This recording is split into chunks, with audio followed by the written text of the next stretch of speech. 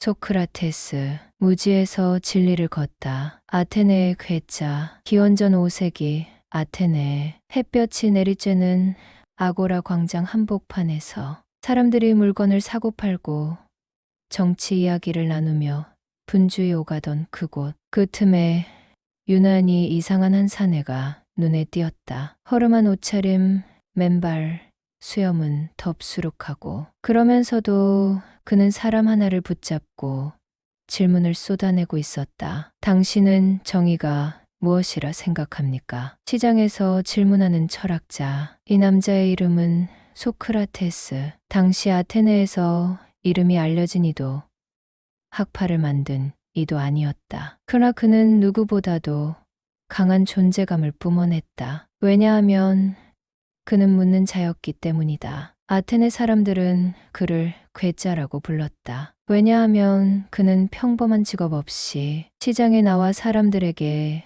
진리에 대해 질문하며 하루를 보냈기 때문이다. 그는 대화할 때 항상 상대방에게 물었다. 용기란 무엇인가? 좋은 삶이란 어떤 것인가? 당신이 한다고 생각하는 그 지식 정말 알고 있는가? 이렇듯 그는 지식을 해체하고 무지를 드러내는 방식으로 사람들을 당황시켰다. 그는 왜 질문했을까? 소크라테스는 자신이 철학자라고 주장하지 않았다. 오히려 그는 이렇게 말했다. 나는 아무것도 모른다. 단 내가 모른다는 사실을 안다는 점에서 다른 이들보다 낫다. 이 말은 많은 아테네 시민들을 불쾌하게 만들었다. 그는 권력자에게도, 시인에게도, 장인에게도 그들의 무지를 지적했다. 그렇지만 그는 단지 비판하기 위해 묻지 않았다. 그는 진정한 지혜란 질문을 통해 자신을 돌아보는 것에서 비롯된다고 믿었다. 친구 크레톤의 고백. 한 번은 친구 크레톤이 말했다. 소크라테스, 왜 그렇게 귀찮은 일을 하나? 남들이 당신을 싫어하는 거 알지 않나? 그러자 소크라테스는 조용히 웃으며 말했다. 사람들이 거울 앞에서 외모는 가꾸지만 내면은 어떻게 확인하겠나? 나는 그 거울을 들고 다니는 사람일 뿐이네. 아테네의 분위기. 당시 아테네는 페르시아 전쟁 이후 번영과 자만이 가득한 시기였다. 민주정은 꽃을 피웠고 연설가들은 군중을 휘어잡았다. 말 잘하는 자가 정의를 말하고 부유한 자가 지혜로운 자처럼 대우받았다. 그 속에서 소크라테스는 말보다 질문을, 화려한 논리보다 본질을 추구했다. 사람들은 그를 비웃었지만 그가 떠난 후 아무도 그의 부재를 부정하지 못했다. 철학자의 시작. 우리는 질문하지 않는 시대에 살고 있다. 그러나 소크라테스는 질문하는 삶이야말로 인간을 인간답게 만든다고 믿었다. 그는 광장에서 시작했고 말로 세상을 바꾸려 했다. 그는 저명한 학자가 아니었다. 그는 책도 쓰지 않았다. 그러나 그가 남긴 말 한마디 한마디는 플라톤을, 아리스토텔레스를, 그리고 현대의 철학자까지 움직였다. 너 자신을 알라. 이 문장은 델포이 신전에도 적혀 있었지만 소크라테스는 그것을 살아내려 한 첫 번째 철학자였다. 너 자신을 알라. 델포이의 신탁. 그날 소크라테스의 친구 카이레포는 그리스에서 가장 신성한 장소인 델포이 신전을 찾았다. 그는 경건한 마음으로 아폴론 신의 무녀 피티아에게 질문을 던졌다. 이 세상에서 소크라테스보다 더 지혜로운 이가 있습니까? 그리고 무녀는 즉답했다. 없다. 이 신탁은 곧 아테네 전역에 퍼졌고 소크라테스의 귀에도 들어갔다. 그는 믿지 않았다. 지혜로운 자나? 소크라테스는 당황했다. 그는 늘 말해왔다. 나는 내가 무지하다는 사실만을 안다. 그런 그에게 가장 지혜로운 자라니. 그는 이 말을 그대로 받아들이지 않았다. 오히려 이 신탁이 참인지 스스로 증명해 보기로 했다. 만약 신이 나를 지혜롭다 했다면 그 지혜란 어떤 의미인지 찾아야만 하겠지. 탐문 시작 시인, 정치가, 장인. 소크라테스는 아테네 곳곳을 돌아다니기 시작했다. 먼저 시인들을 만났다. 그들은 위대한 서사시와 신의 이름을 읊었지만 그가 질문을 던지자 곧 말문이 막혔다. 당신은 이 시의 의미를 정말 알고 있습니까? 그 다음은 정치가들. 말은 화려했지만 질문 앞에선 격분하거나 회피했다. 마지막으로 그는 장인들을 찾았다. 그들은 뛰어난 기술을 가지고 있었지만 그 기술을 넘어서 삶에 대한 통찰을 말하려 들자 허세와 추측이 가득했다. 결론, 자신의 무지를 아는 자. 소크라테스는 마침내 스스로에게 이렇게 말했다. 그들은 자신이 안다고 믿지만 실은 모른다. 나는 모른다는 것을 안다. 그렇다면 신의 말은 이런 뜻이겠지. 가장 지혜로운 자는 자신의 무지를 아는 자다. 이 깨달음은 그의 철학 인생의 중심이 된다. 너 자신을 알라. 델포이 신전에 새겨진 그 유명한 말. 너 자신을 알라는 단순한 경고가 아니었다. 그것은 삶 전체를 향한 명령이었다. 자신의 한계를 아는 것, 아는 척하지 않는 것, 무지에서부터 진리를 찾는 것. 소크라테스는 이 말을 철저히 실천했다. 철학자의 길. 이 사건 이후 그는 아테네 시민들 누구에게나 묻기 시작한다. 정의란 무엇인가? 아름다움이란 무엇인가? 덕이란, 용기란, 선함이란 도대체 무엇인가? 그는 대답을 가르치지 않았다. 대신 답을 찾게 만드는 질문을 던졌다. 나는 산파다. 나는 대답을 낳게 돕는 자일 뿐이다. 그는 스스로를 사유의 산파라고 불렀다. 신탁의 역설. 어떤 사람은 말했다. 소크라테스는 신탁을 빌미로 사람을 곤란하게 만든다. 하지만 그는 조용히 대답했다. 나는 신의 뜻을 따라 내 무지를 드러낼 뿐이다. 당신도 자신을 알기 전에는 그 어떤 것도 진리라 말할 수 없지 않겠는가. 그는 신탁을 자기 확신이 아닌 자기 성찰로 받아들였다. 그것이 그의 위대함이었다. 진정한 지혜란 자신이 무지하다는 것을 아는 것이다. 무지를 아는 자, 지혜의 첫걸음. 소크라테스는 늘 말했다. 나는 아무것도 모른다. 그 말은 자조도 겸손도 아니었다. 그것은 철학의 출발점이었다. 사람들은 왜 안다고 착각할까? 한 번은 시장에서 만난 시민이 말했다. 정의란 나라의 법을 지키는 것이다. 그러자 소크라테스는 물었다. 그렇다면 정의롭지 못한 법이 제정되면 그 법을 따르는 것이 정의입니까? 남자는 대답하지 못했다. 말은 알고 있었지만 그 말이 무엇을 뜻하는지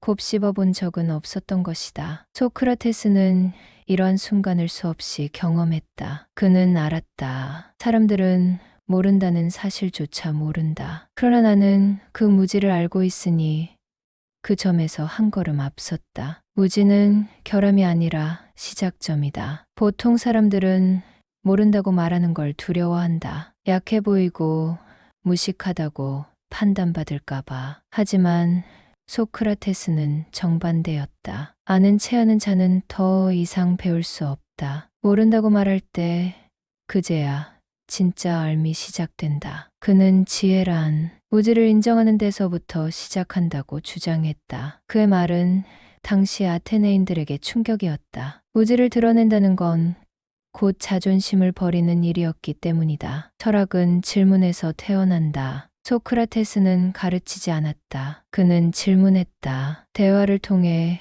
상대의 말 속에서 논리의 빈틈과 자기 모순을 드러내게 만들었다. 이 방법은 훗날 소크라테스식 문답법이라 불린다. 정의란 무엇인가? 용기란 무엇인가? 아름다움이란 무엇인가? 이 질문들은 단지 학문적인 것이 아니었다. 삶 전체를 가로지르는 물음이었다. 지혜란 알미 아니라 알에 대한 태도. 소크라테스는 지혜를 많이 아는 것이 아니라 자신이 모른다는 것을 인식하는 능력이라고 정의했다. 그래서 그는 늘 말끝에 여운을 남겼다. 정의란 무엇인지 나는 아직도 모르겠다. 하지만 내가 아는 건 당신도 확실히는 모르고 있다는 사실이다. 그는 자신과 타인을 깨우는 거울이었다. 비판받는 자가 아니라 깨어나게 하는 자. 당시 많은 사람들은 그를 불쾌해했다. 그가 그들의 무지를 드러냈기 때문이다. 심지어 어떤 이는 이렇게 말했다. 소크라테스는 사람을 망신주는 자다. 하지만 그는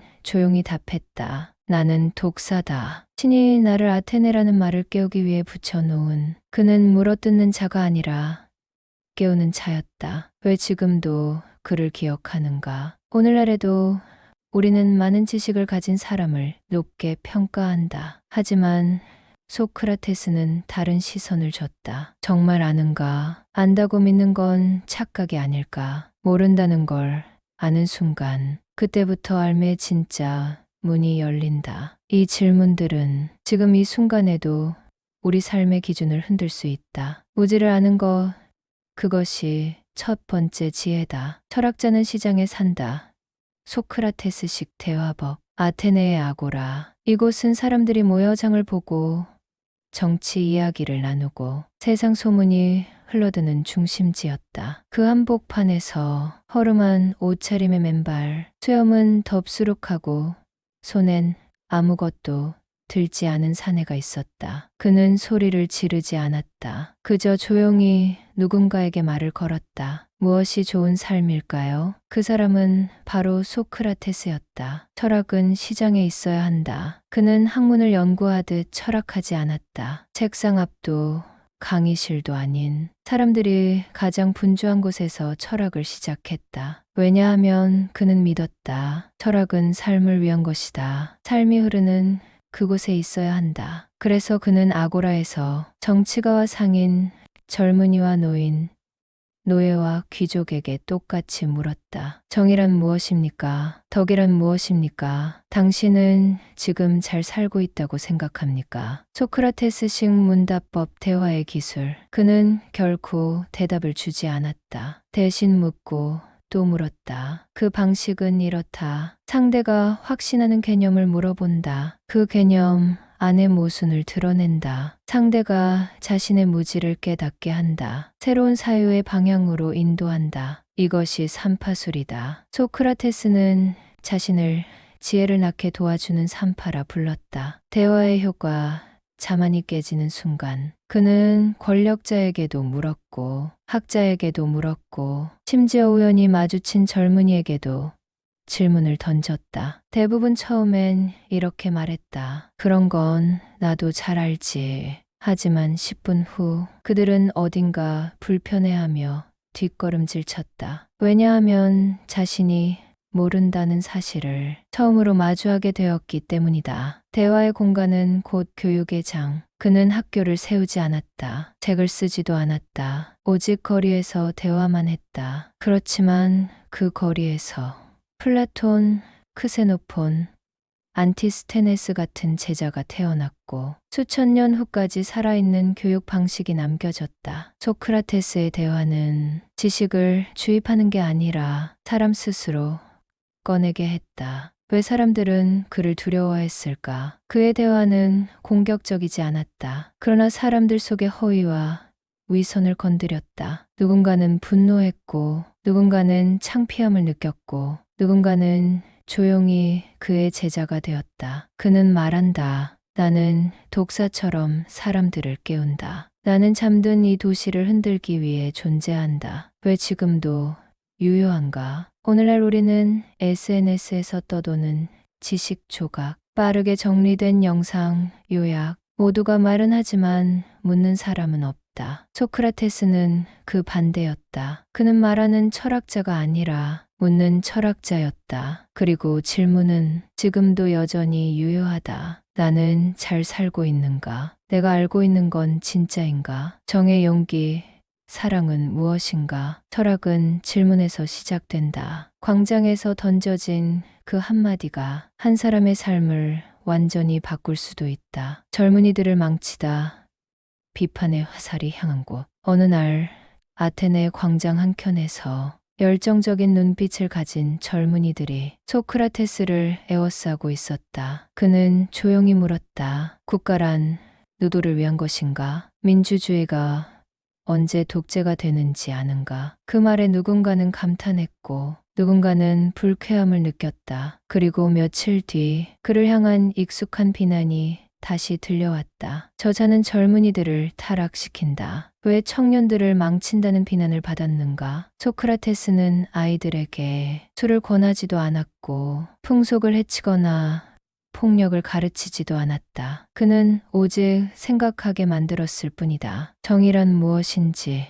좋은 시민이란 누구인지, 진정한 권위란 무엇인지, 이런 질문을 받은 젊은이들은 당연하다고 여겼던 가치에 의문을 품게 되었다. 그리고 기존의 권위자들과 대립하게 되었다. 아테네 기득권층의 불안. 당시 아테네는 페르시아 전쟁의 영광 이후 민주주의와 귀족 정치가 충돌하던 시기였다. 소크라테스는 말재주가 뛰어났고 그를 따르는 젊은이들은 지적이었으며 기존의 논리를 뒤집는데 거리낌이 없었다. 결국 권력자들은 그를 위험한 인물로 보았다. 특히 그의 유명한 제자 중 하나였던 알키비아데스는 아테네를 배신하고 스파르타로 망명했다. 또 다른 제자 크리티아스는 30인 참주 정권의 핵심이었다. 이 사실은 소크라테스가 청년을 위험한 길로 인도했다는 인식을 더 강하게 만들었다. 오해 혹은 정치적 표적. 물론 소크라테스는 제자들이 자신의 철학을 왜곡하거나 권력욕에 빠질 줄 몰랐을 것이다. 그는 철저히 개인의 성찰과 도덕적 삶을 강조했지만 그 가르침의 의도와 다른 방식으로 현실에 적용된 것이다. 그럼에도 사람들은 말했다. 소크라테스를 따르는 자들은 모두 권력을 넘보다 몰락했다. 결국 그는 신을 믿지 않고 청년을 타락시킨다는 공식적인 고발을 받게 된다. 침묵하지 않는 철학. 소크라테스는 변명하지 않았다. 그는 말했다. 나는 청년들에게 생각하는 법을 가르쳤다. 그들이 기존 권력을 두려워하지 않게 된 것은 내가 아니라 진실 때문이다. 그는 철학자가 할 일은 불편한 진실을 꺼내는 것이라고 믿었다. 철학은 왜 미움받는가? 진리를 말하면 박수를 받는 시대도 있지만 그보다 더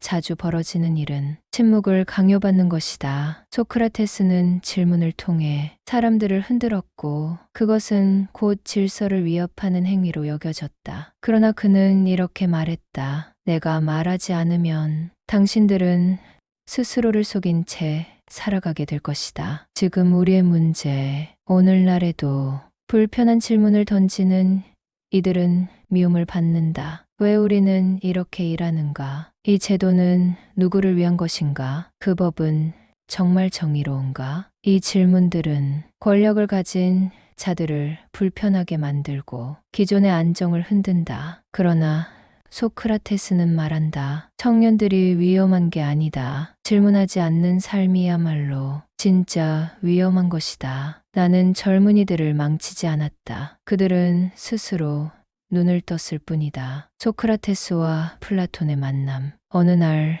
아테네의 아고라. 조용히 사람들과 대화를 나누던 소크라테스 앞에 한 젊은이가 다가왔다. 눈빛은 깊었고 말은 신중했다. 귀족 출신으로 수사하게 능하고 시적 감수성까지 지녔던 그 젊은이는 그날 소크라테스의 한마디에 삶이 송두리째 흔들렸다. 그대가 믿는 정에 그건 정말 그대가 생각한 것인가? 그의 이름은 플라톤이었다. 태어난 철학적 인연. 플라톤은 본래 시인이 되려 했다. 그는 아름다움, 질서, 이상을 추구했다. 그러나 소크라테스의 대화를 접한 후 그는 시를 태우고 철학자의 길을 택했다. 왜냐하면 그는 깨달았다. 말로 감동시키는 것이 아니라 사유로 삶을 바꾸는 것이 더 깊다. 소크라테스는 그에게 세상의 구조를 물었고 플라톤은 그 질문 앞에 무릎을 꿇었다. 기록되지 않은 철학자, 기록한 제자. 소크라테스는 단 한 줄의 글도 남기지 않았다. 그는 말과 대화, 순간의 질문 속에 진리를 담았다. 그렇기에 플라톤이 없었다면 소크라테스는 역사에 남지 않았을 수도 있다. 플라톤은 스승의 대화를 기록했고 그 기록은 소크라테스의 변명, 크리톤, 향연, 국가 등으로 남았다. 그 글들은 단지 회상이 아니었다. 그것은 스승의 사상을 부활시키는 철학적 재현이었다. 진리를 위해 대립했던 두 사람. 하지만 플라톤은 단순한 기록자가 아니었다. 그는 때로 소크라테스를 빌려 자신의 사상을 펼쳤고 때로는 스승의 한계를 넘어서려 했다. 소크라테스는 정의를 묻는 자였고 플라톤은 정의의 이상형을 제시하는 자였다. 둘은 다르면서도 연결되었다. 질문과 이념,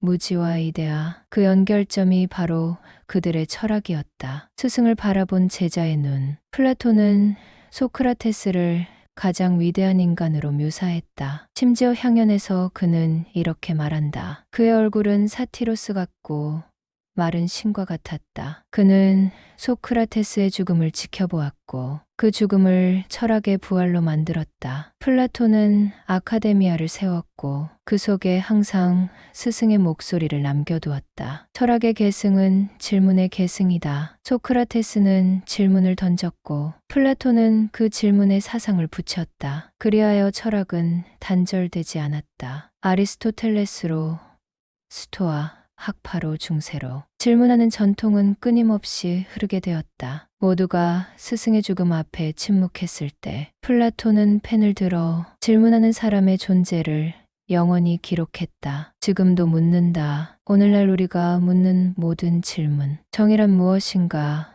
선이란 무엇인가? 국가란, 행복이란, 인간이란? 그 모든 시작점엔 소크라테스의 입과 플라톤의 손이 있다. 나는 단지 글을 썼을 뿐이다. 그의 말은 이미 진리였다. 플라톤, 권력과 철학 정치와의 충돌. 소크라테스는 말이 많지 않았다. 그러나 필요할 때 침묵하지 않았다. 그의 철학은 행동으로 이어졌고 그 행동은 때때로 권력자들을 불편하게 만들었다. 참주정과 철학자의 고뇌. 기원전 404년 아테네는 펠로폰네소스 전쟁에서 패배한다. 스파르타는 아테네에 30명의 참주를 세운다. 그들은 폭정과 숙청을 일삼았고 많은 시민이 비밀리에 살해되거나 망명했다. 그 중심 인물 중 하나는 소크라테스의 제자 크리티아스였다. 불의한 명령을 거부하다 소크라테스에게도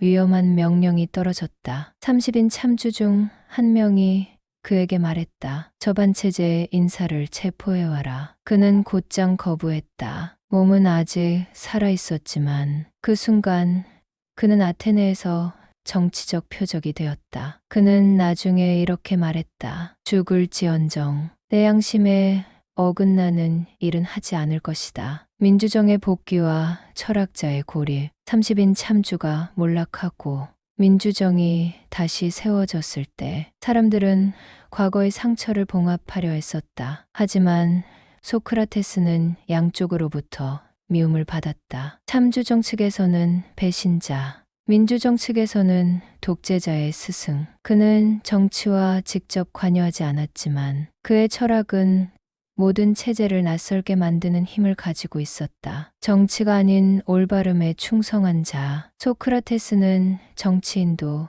활동가도 아니었다. 그는 단지 양심과 정의에 따라 행동했을 뿐이다. 나는 아테네의 법보다 더 높은 도덕적 명령에 따라 살고 있다. 그는 다수의 눈치를 보지 않았다. 민주주의든 참주정이든 불의한 체계는 그에게 모두 같았다. 철학은 정치적일 수밖에 없다. 사람들은 물었다. 왜 철학자가 정치를 논하는가? 그는 대답했다. 정치를 논하지 않는 사람은 정치인들의 손에 삶을 맡기게 된다. 그의 철학은 세상을 외면하지 않았다. 오히려 세상의 중심을 찔렀다. 그는 진실을 말했고 진실은 늘 권력자에게 불편한 법이었다. 예언된 마찰. 그를 향한 불신은 점점 커졌다. 신을 믿지 않는다. 청년들을 망친다. 국가의 권위를 해친다는 소문이 돌기 시작했다. 그리고 그 소문은 곧 공식적인 고발장이 되어 돌아온다. 지금 우리의 이야기, 오늘날에도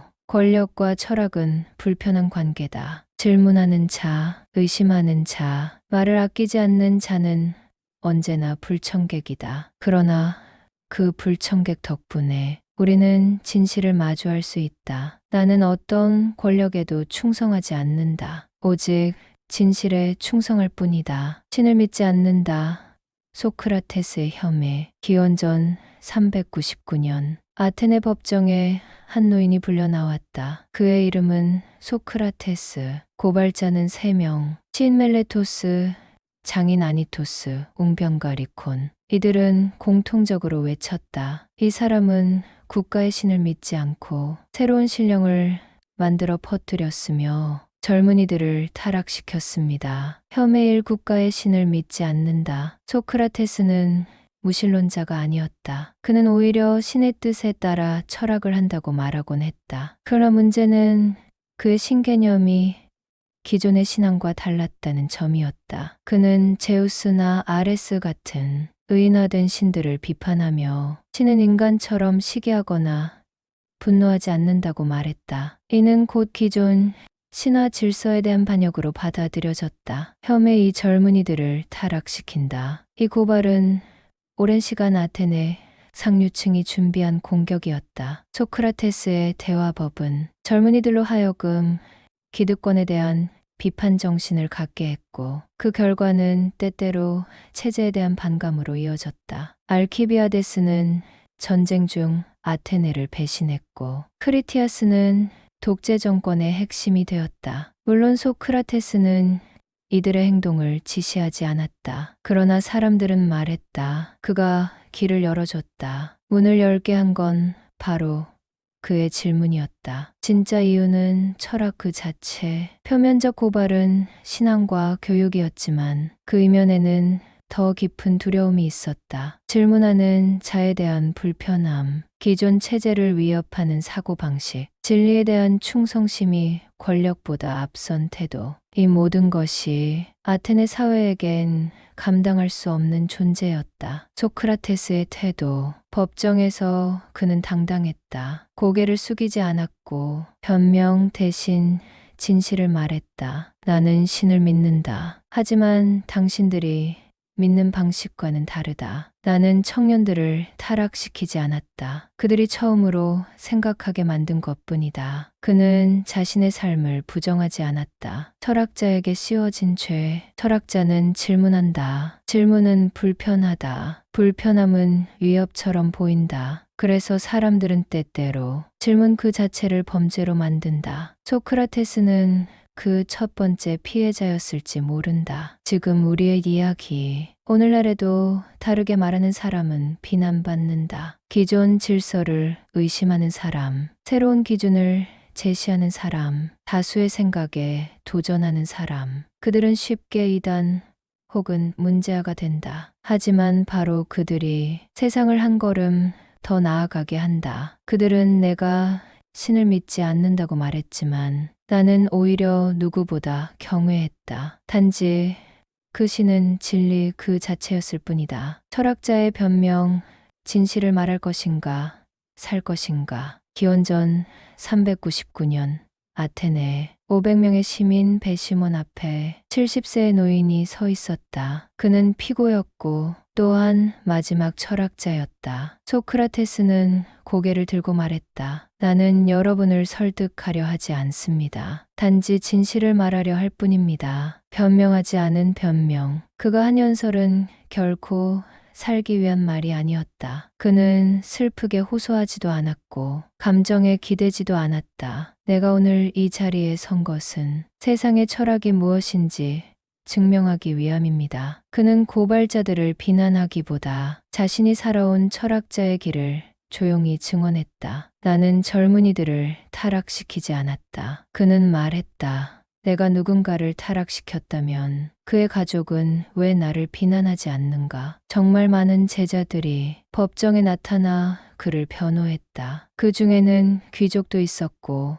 평민도 있었다. 그는 단지 생각하는 법을 가르쳤을 뿐이었다. 신을 믿지 않는다. 소크라테스는 자신의 영적 목소리 다이모니온에 대해 말했다. 어떤 일이 잘못된 길로 가려 할 때 내 안의 신적 존재가 그것을 막습니다. 그는 인간보다 더 높은 도덕적 질서가 존재하며 그것에 따를 뿐이라고 강조했다. 그는 신을 부정한 것이 아니라 진리를 신처럼 대했던 것이다. 당신들이 나를 죽일지라도 변론이 끝나갈 무렵 그는 조용히 말했다. 내가 여기서 죽는다고 해도 여러분은 나를 이긴 것이 아닙니다. 오히려 아테네가 스스로 철학을 죽였다는 기록만 남을 것입니다. 그는 겁내지 않았다. 죽음을 애원하지도 않았다. 진실을 말할 기회를 놓치지 않았을 뿐이다. 살고 싶다면 거짓을 말하라. 당시 관례상 피고는 벌금형이나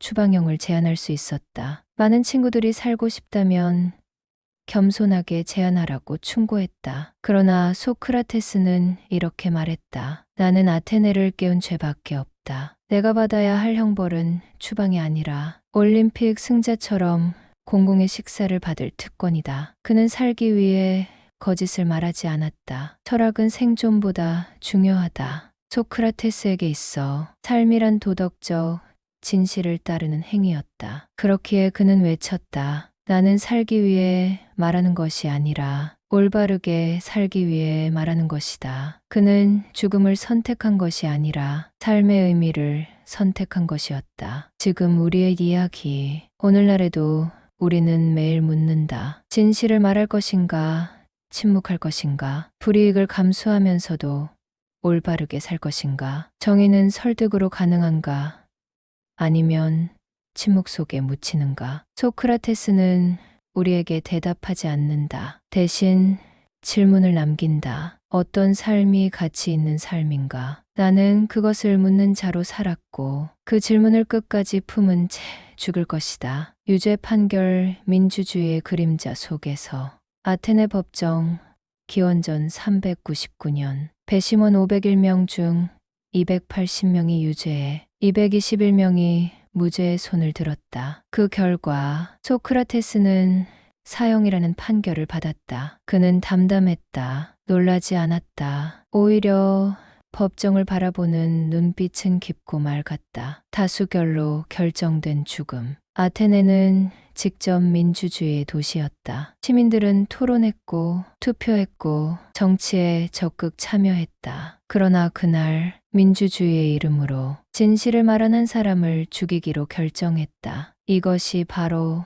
민주주의의 그림자였다. 다수는 언제나 옳은가? 소크라테스는 이미 알고 있었다. 진리는 인기의 문제가 아니라는 것을. 다수가 믿는다고 해서 그것이 옳아지는 것은 아니다. 그는 다수의 무지를 가장 두려워했다. 그래서 그 무지를 흔들었고 그 흔들림은 곧 배신처럼 여겨졌다. 아테네는 왜 철학자를 죽였는가? 그는 국가를 배신하지 않았다. 군복무도 했고 세금도 냈다. 그저 생각하라고 말했을 뿐이었다. 하지만 그 생각은 사람들을 불안하게 했다. 신을 믿는 척했지만 믿지 않는 이들, 정의를 말하면서 사익을 쫓는 이들, 제도를 지키면서 제도를 타락시키는 이들, 그들은 모두 소크라테스를 거울처럼 느꼈다. 그가 두려운 이유, 소크라테스는 힘이 없었다. 병사도 돈도 권력도 없었다. 그에게 있었던 건 단 하나, 말이었다. 그러나 그 말은 사람들 안에 위선을 찢었고 스스로를 돌아보게 만들었고 결국 침묵시키고 싶은 존재가 되었다. 그는 아무것도 하지 않지만 우리를 가장 불편하게 만든다. 당시 시민의 기록. 소크라테스가 떠난 후 그의 죽음은 아테네에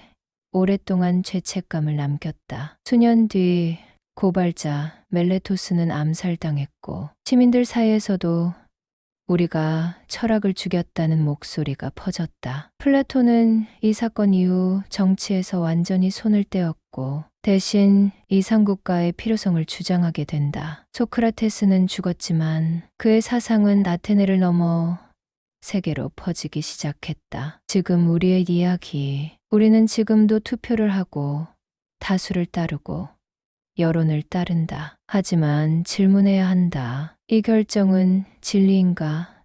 단지 편의인가? 우리는 소크라테스를 다시 죽이고 있지 않은가? 불편한 사람을 밀어내는 것으로 질서를 유지하려는 건 아닌가? 민주주의는 위대한 제도다. 그러나 그 안에서도 소수의 양심은 항상 위험에 처할 수 있다. 나는 아테네를 사랑했다. 그러나 진리를 더 사랑했다. 감옥 속의 철학, 죽음을 기다리는 나날들, 사형 선고가 내려진 후 소크라테스는 아테네의 작은 감옥에 수감되었다. 그에게 남은 시간은 약 한 달. 국가 축제인 델로스 제레가 끝날 때까지는 형이 집행되지 않기 때문이었다. 그는 침묵하지 않았다. 죽음을 기다리는 동안에도 그의 철학은 멈추지 않았다. 감옥, 사색의 방이 되다. 그에게 감옥은 두려움의 공간이 아니었다. 오히려 그것은 더 깊은 질문을 할 수 있는 조용한 장소였다. 제자들은 매일 찾아왔다. 플라톤,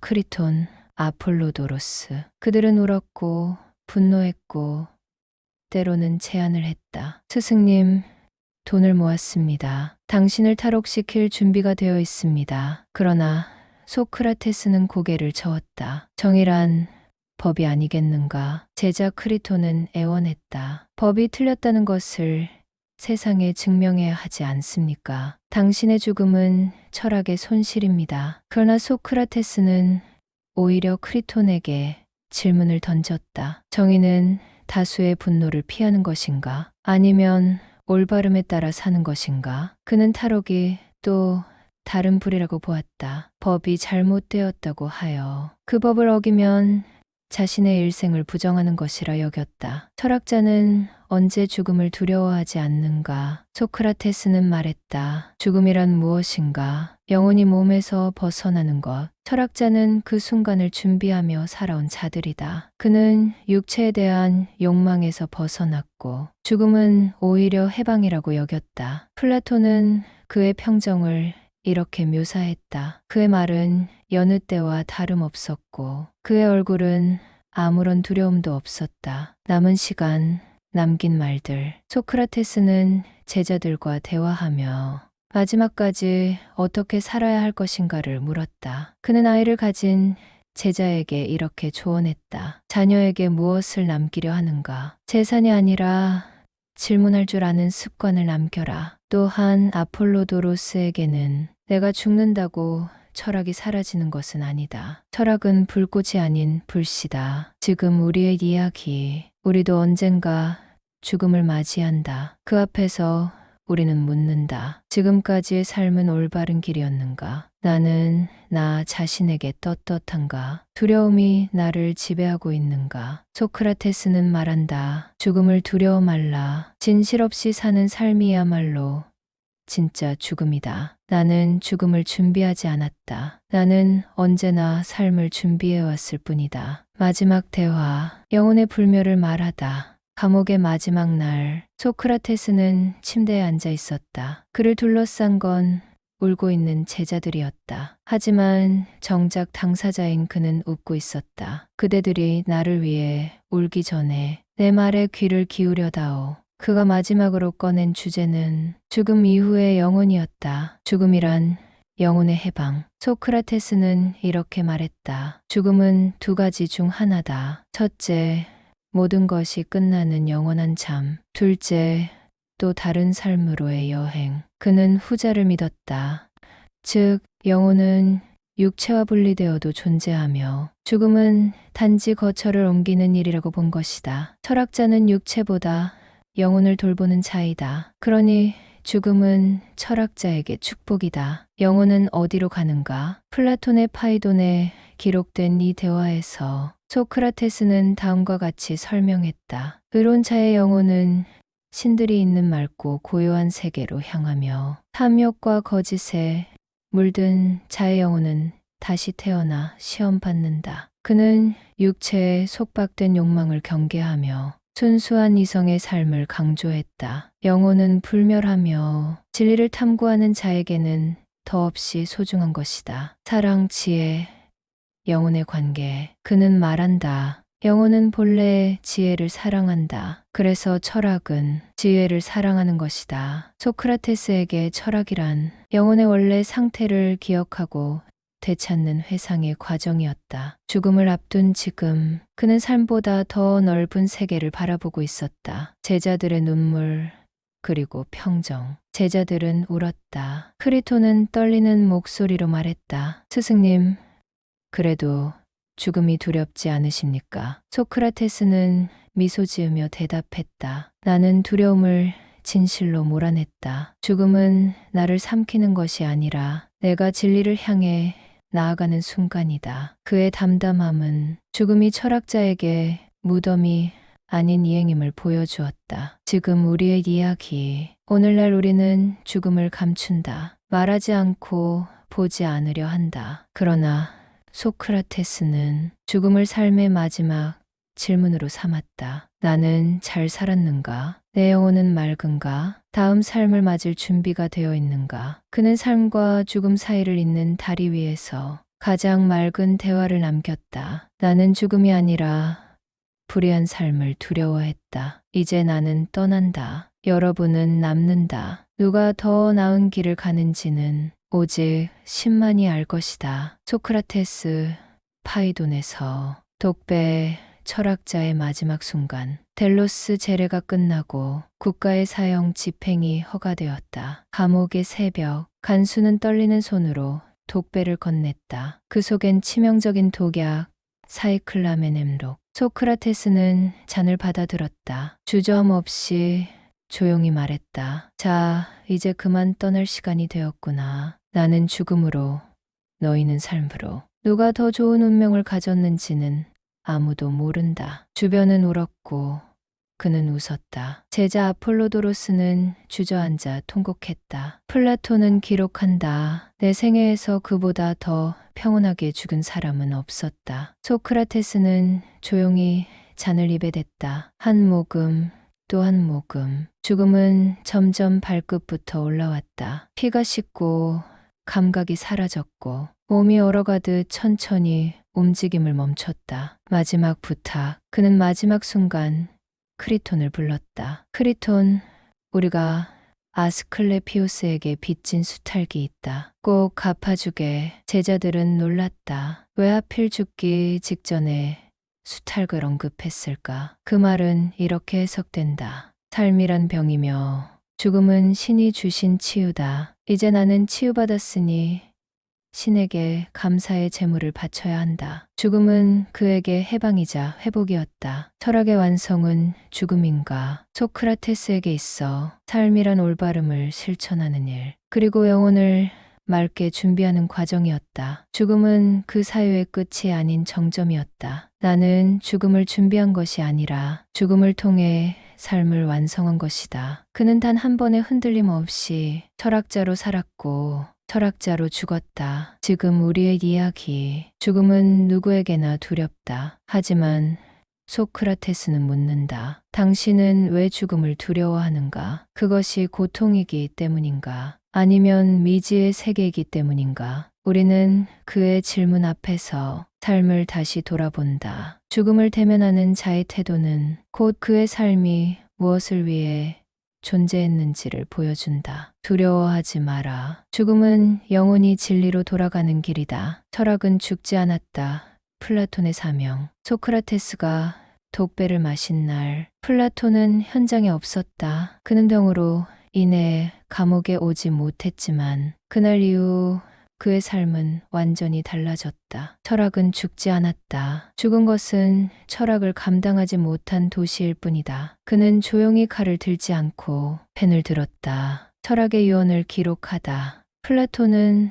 스승의 사상과 대화를 기억 속에서 꺼내 글로 남기기 시작했다. 소크라테스의 변명, 크리톤, 파이돈. 이들은 단순한 기록이 아니었다. 살아있는 철학의 목소리였다. 그의 글 속에서 소크라테스는 계속 질문했고 계속 대화했다. 아카데미아, 철학의 씨앗을 심다. 기원전 387년 플라톤은 아테네 외곽에 세계 최초의 고등 교육기관인 아카데미아를 설립한다. 그곳에서 그는 수학, 음악, 논리, 윤리 등을 가르쳤고 가장 중요한 과목은 언제나 정의란 무엇인가였다. 우리는 국가를 다스리는 자들에게 철학을 가르치지 않으면 안 된다. 플라톤. 그는 철학과 정치의 분리를 거부했다. 이상국가의 꿈. 플라톤은 국가를 통해 철인 정치 철학자가 다스리는 나라를 제안했다. 그는 아테네의 실패를 보며 이성적 판단 없이 다수의 감정에 흔들리는 민주정의 허약함을 지적했다. 무지한 다수보다 지혜로운 소수가 나라를 다스려야 한다. 이 주장은 수천 년이 지난 오늘날까지 정치 철학의 근본 질문으로 남아있다. 스승의 이름으로 말하다. 플라톤의 대화편 속 소크라테스는 항상 이야기의 중심에 서 있다. 그는 스승의 이름으로 철학을 말했지만 그 철학은 점차 자신만의 색깔을 갖기 시작한다. 영혼의 세 부분 이론, 이데아 이상형의 세계, 선의 이데아, 소크라테스를 계승하면서도 플라톤은 철학을 체계화하고 확장시킨 첫 사상가가 되었다. 지금 우리의 이야기. 소크라테스는 죽었지만 플라톤은 그를 살렸다. 죽음 앞에서도 침묵하지 않았던 한 사람의 목소리는 기억하는 자의 노력으로 살아남았다. 우리는 묻는다. 나는 어떤 진리를 계승하고 있는가? 그 진리를 어떻게 지키고 있는가? 철학은 절대 혼자 살아남을 수 없다. 누군가가 그것을 지켜줄 때 살아남는다. 철학자는 죽을 수 있지만 질문은 결코 죽지 않는다. 정의란 무엇인가? 소크라테스가 남긴 질문. 법정에서 죽음을 기다리던 노철학자. 그는 단 한 번도 왜 나만 이런 대접을 받는가? 라며 원망하지 않았다. 대신 그는 묻고 또 물었다. 정의란 무엇인가? 어떻게 살아야 정의로운 삶이라 할 수 있는가? 이 질문은 그의 생애 전체를 관통했고 죽음 이후에도 철학의 중심을 이루게 된다. 정의에 대한 아테네의 정의. 당시 아테네 사회에서 정의란 법을 따르는 것, 시민 다수의 이익을 따르는 것, 질서를 유지하는 것이었다. 그러나 소크라테스는 이런 정의를 받아들이지 않았다. 그는 말했다. 법이 정의로운가? 정의가 법을 만드는가? 그는 법보다 도덕적 진리가 먼저라고 믿었다. 정의는 다수결로 결정되는가? 소크라테스는 법정에서 유죄 판결을 받고도 억울하다고 말하지 않았다. 나는 아테네를 사랑한다. 그러나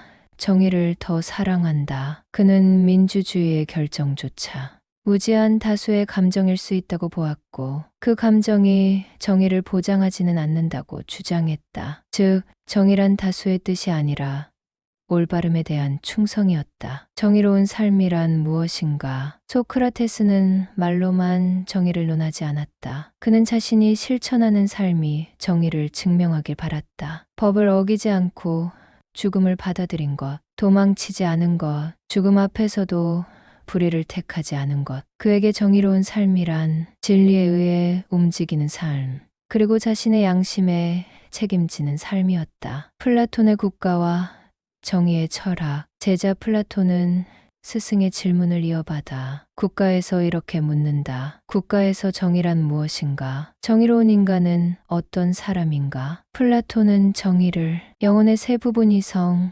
기계, 욕망이 조화를 이룬 상태로 보았다. 이것은 곧 개인의 내면 질서이자 사회 전체의 질서이기도 했다. 지금 우리의 이야기. 오늘날도 정의는 혼란스럽다. 누군가는 법대로를 정의라 하고 누군가는 약자를 보호하는 것을 정의라 하며 누군가는 공정한 경쟁을 정의라 믿는다. 소크라테스는 그런 우리에게 단순한 해답이 아닌 질문 그 자체를 남겼다. 당신이 믿는 정의는 진짜 정의인가? 아니면 익숙한 편견인가? 정의는 단지 법의 이름이 아니라 양심이 묻는 질문에 답하는 태도이다. 악법도 법인가?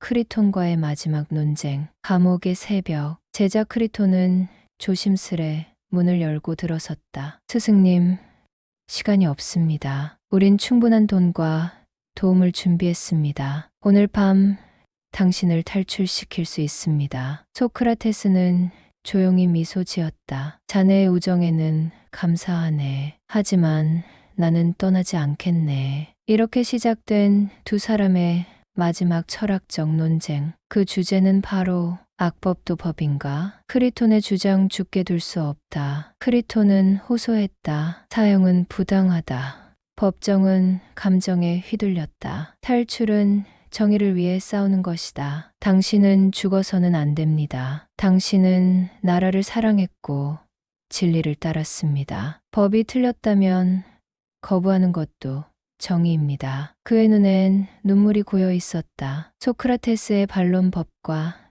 나의 계약. 그러나 소크라테스는 이렇게 대답했다. 내가 태어나고 자라고 교육받은 이 도시와 나는 평생 계약을 맺어왔다. 그는 아테네의 법과 무의식적으로 약속을 한 존재라고 봤다. 나는 이 도시의 법이 마음에 들지 않는다고 이사를 가지도 않았고 항의하지도 않았다. 그렇다면 지금의 법적 결과도 감당해야 한다. 그에게 탈옥은 단순한 도망이 아니라 자신의 삶 전체를 부정하는 일이었다. 악법이 정의로운가? 크리톤은 다시 묻는다. 그럼 불의한 판결도 받아들여야 합니까? 소크라테스는 잠시 침묵한 뒤 말했다. 그렇다면 자네는 내가 누구를 설득해야 한다고 생각하는가? 사람들인가? 아니면 진리인가? 그는 감정적 판단이나 유리한 선택이 아니라 자신이 세운 원칙에 따른 행동을 중시했다. 불의한 법을 고치려면 그 역시 법 안에서 행해져야 한다. 법을 어기는 순간 질서가 무너진다. 소크라테스는 탈옥이 단지 개인의 일이 아니라고 보았다. 한 사람의 무질서가 공동체 전체를 흔들 수 있다고 보았기 때문이다. 내가 도망친다면 내가 평생 말해온 정의는 무너진다. 그 누구도 다시 법을 믿지 않을 것이다. 그는 자신의 죽음이 시민적 책임의 완성이 되기를 원했다. 지금 우리의 이야기, 오늘날에도 우리는 종종 마주한다. 부당한 법률, 형식적인 절차, 다수의 오판. 이럴 때 우리는 묻는다. 법을 어겨서라도 정의를 실현해야 할까? 시스템을 벗어나야 할까? 안에서 싸워야 할까? 소크라테스는 우리에게 답을 강요하지 않는다. 대신 질문을 통해 각자의 신념을 흔든다. 나는 죽음을 택한 것이 아니다. 나는 나의 원칙을 택한 것이다. 소크라테스, 크리톤에서 소크라테스식 문답법, 무지의 지혜로 이끄는 길. 그는 언제나 질문으로 시작했다. 그 어떤 주장에도 그게 정말인가? 라는 물음을 던졌다. 자신의 생각을 믿고 말하던 사람들은 그의 몇 마디 질문 앞에서 머뭇거리고 흔들리고 침묵하게 되었다. 소크라테스가 사용한 이 대화 방식은 오늘날까지 소크라테스식 문답법이라 불린다. 진리를 가르치지 않는다. 드러나게 한다. 소크라테스는 지식을 전달하는 사람이 아니었다. 그는 스스로를 산파에 비유했다. 나는 아무것도 가르치지 않는다. 나는 단지 상대가 스스로 진리를 낳도록 돕는다. 그는 단순한 질문을 통해 상대의 무지를 드러내고 그로 하여금 스스로 사유하게 만들었다. 문답법의 구조. 소크라테스식 문답법은 보통 다음의 단계로 진행되었다. 주장을 제시하게 한다. 예를 들어 용기란 두려움이 없는 것이다. 그에 대한 질문을 던진다. 예를 들어 모든 두려움이 나쁜 것인가? 죽음을 모르는 자도 용감한가? 모순을 드러낸다. 예를 들어 그렇다면 무지한 사람도 용감하다는 뜻인가? 스스로 자신의 모순을 자각하게 만든다. 이 과정을 통해 상대는 자신이 알고 있다고 믿었던 것조차 불확실하다는 사실을 깨닫게 된다. 무지를 아는 것이 지혜의 시작. 소크라테스는 자신이 가장 지혜로운 이유를 이렇게 말했다. 나는 내가 무지하다는 것을 알기 때문이다. 그는 확신에 찬 무지를 경계했고 질문하는 사람만이 진리에 가까워질 수 있다고 믿었다. 문답법은 단순한 반박이 아니라 상대의 영혼을 움직이는 철학적 체험이었다. 상대를 이기기 위한 질문이 아니다. 오늘날의 토론은 종종 상대를 굴복시키기 위한 기술로 오해되곤 한다. 하지만 소크라테스에게 질문은 승부의 도구가 아닌 진리로 이끄는 달이었다. 그는 스스로도 자주 그렇다면 내가 틀렸다는 뜻인가? 라고 되물었다. 그만큼 진실에 대해 열려있는 태도였다. 지금 우리의 이야기, 지금 우리는 얼마나 질문하고 있는가? 인터넷은 답으로 넘쳐나지만 우리는 진지하게 그게 정말인가? 묻지 않는다. 소크라테스는 묻는다. 당신이 믿는 신념은 당신의 것이 맞는가? 그 신념은 질문을 견딜 수 있는가? 질문하지 않는 삶은 그저 누군가의 정답을 흉내내는 삶일 수 있다. 나는 아무것도 가르치지 않는다. 그러나 질문으로 모든 것을 꺼내보게 한다. 델포이 신탁, 왜 그는 가장 지혜로운 자였는가? 아테네의 평범한 철학자. 그는 어느 날 한 놀라운 이야기를 듣게 된다. 친구 카이레폰이 델포이 신전의 신탁을 묻자 신탁은 이렇게 대답했다. 소크라테스보다 더 지혜로운 사람은 없다. 이 말은 아테네를 그리고 소크라테스 자신을 혼란에 빠뜨렸다. 나는 아무것도 모르는데 어떻게 내가 가장 지혜로운 자란 말인가? 이 의문은 그의 철학 인생 전체를 바꾸는 불씨가 된다. 신탁에 대한 반응, 의심과 질문. 소크라테스는 신탁을 고지고대로 받아들이지 않았다. 그는 스스로를 돌아봤고 결론을 내렸다. 나는 아는 것이 없다. 그러니 신의 말이 틀린 것이 분명하다. 하지만 그는 여기서 멈추지 않았다. 혹시 다른 사람들도 모르면서 안다고 믿고 있는 것은 아닐까? 이 질문이 그가 정치가 시인, 장인 등 다양한 이들을 찾아가 끊임없이 대화를 시도한 이유였다. 진짜 무지스, 가짜 지식. 그가 만난 사람들은 겉으로는 지혜롭고 유식해 보였지만 깊이 들어가면 명확한 논리나 진실된 이해 없이 확신만 가득했다. 그는 깨달았다. 그들은 모른다는 사실조차 모르고 있었다. 반면 소크라테스는 자신의 무지를 인정하고 있었기에 오히려 신의 말대로 더 지혜로운 사람이었던 것이다. 지혜의 정의를 뒤집다. 이 사건은 고대 그리스의 지혜 개념을 완전히 바꾸었다. 과거에는 지혜란 많이 아는 것 혹은 정답을 말할 수 있는 능력이었다. 그러나 소크라테스는 지혜를 자신이 무엇을 모르는지를 아는 능력으로 재정의했다. 이것이 훗날 철학의 탄생이자 지혜 겸손함에 기반한 사유의 전환점이 된다. 신탁은 왜 그를 지목했는가? 델포이의 신은 거짓을 말하지 않는다고 여겨졌다. 그렇다면 왜 소크라테스를 선택했을까? 그것은 단순한 칭찬이 아니었다. 아테네 시민 전체에게 던지는 거울 같은 말이었다. 진짜 지혜는 모른다는 사실을 아는 데서 출발한다. 이 말은 소크라테스를 넘어 모든 인간이 자만을 내려놓고 질문해야 한다는 경고이기도 했다. 지금 우리의 이야기, 지금도 우리는 무지 속에서도 확신하는 사람들로 둘러싸여 있다. 댓글 하나로 모든 진실을 말한다.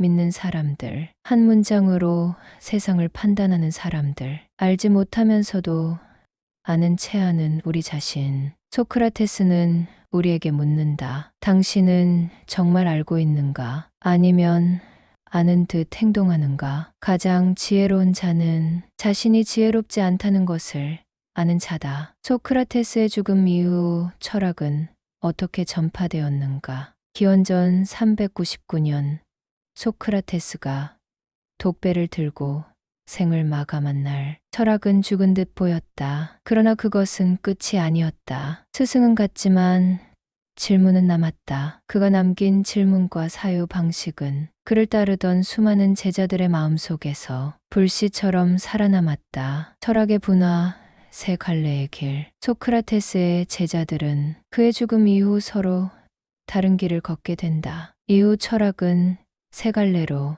나뉘어 발전한다. 1점 플라톤 이데아와 이상국가. 플라톤은 스승의 정신을 체계화하고 이상적인 정의와 국가, 영혼의 구조를 철학적으로 설계했다. 아카데미아 설립, 국가, 파이돈, 향연 등 저작, 이데아론과 철인 정치 개념 정립. 그는 소크라테스의 사상을 바탕으로 형이상학과 정치 철학을 꽃피웠다. 2점 안티스테네스 키니코스 학파의 탄생. 안티스테네스는 금욕주의적 해석에 집중했다. 그는 진정한 선은 부와 명예가 아닌 정신적 독립과 절제라 믿었다. 훗날 디오게네스에게 계승되어 거리에서 항아리에 살며 개처럼 산 키니코스 철학의 토대를 마련했다. 3.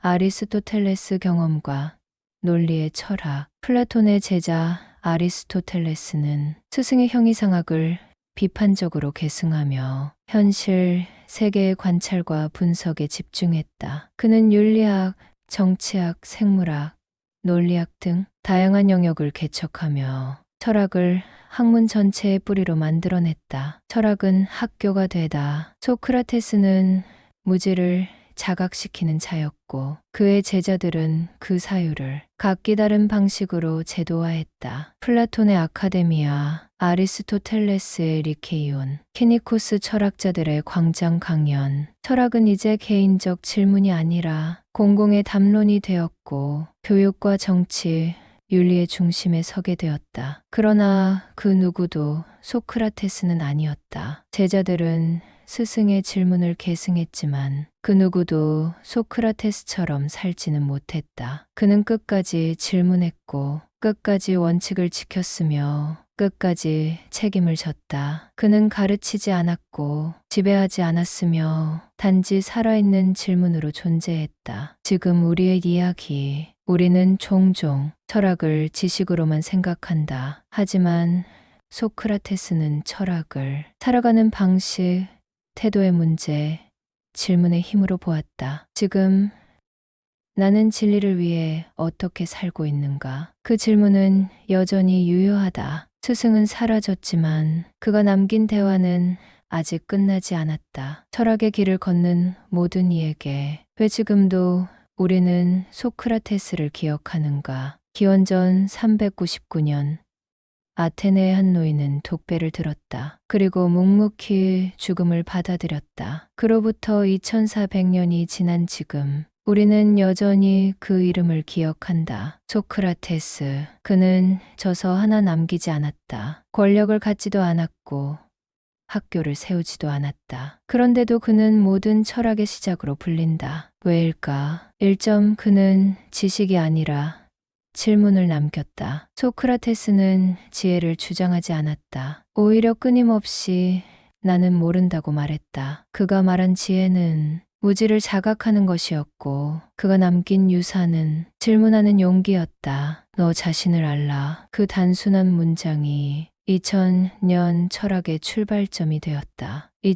그는 삶으로 철학을 증명했다. 많은 철학자들이 글로 이론을 남기고 말로 이상을 주장했지만 소크라테스는 자신의 죽음으로 철학을 실천했다. 탈출을 거부하며 악법도 따르며 끝까지 정의와 원칙을 지킨 그는 말이 아니라 살아가는 방식으로 철학이 무엇인지 보여주었다. 3. 그는 제도를 넘은 존재였다. 소크라테스는 아테네 시민도 귀족도 교사도 아니었다. 그는 광장에 앉아 누구와도 대화하며 모든 권위와 편견을 질문하는 자였다. 그의 철학은 지위나 계층을 넘어 모든 인간에게 열린 대화의 공간을 만들었다. 4. 그는 철학의 뿌리가 되었다. 그의 질문을 이어받은 플라톤은 철학을 체계화했고 아리스토텔레스는 학문으로 만들었고 스토아 학파는 실천의 철학으로 확장시켰다. 하지만 그 중심에는 항상 질문하는 사람